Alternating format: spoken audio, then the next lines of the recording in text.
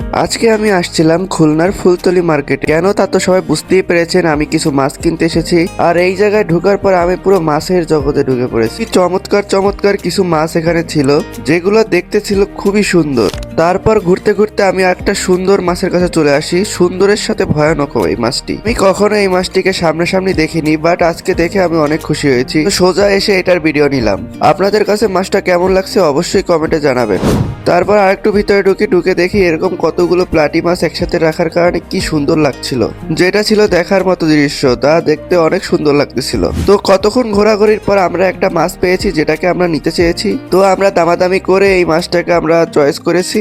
মাছটা একটা থাইল্যান্ডি বেটা ফিশ, যেটা দেখতে ছিল অনেক সুন্দর। তো মাছটাকে আঙ্কেল সুন্দর মতো প্রসেসিং করে দিচ্ছে। আমি তো এটাকে অনেক দূরে নিয়ে যাব, তাই আপনারা যারা খুলনা থাকেন তারা অবশ্যই ফুলতলি মার্কেটে আসতে পারেন। এখানে অনেক সুন্দর সুন্দর মাছ পাওয়া যায়, যেগুলো দেখতেও ছিল অনেক সুন্দর। আর এখানে অনেকগুলো দোকান আছে যেগুলো অনেক সুন্দর সুন্দর মাছ কালেকশন আছে।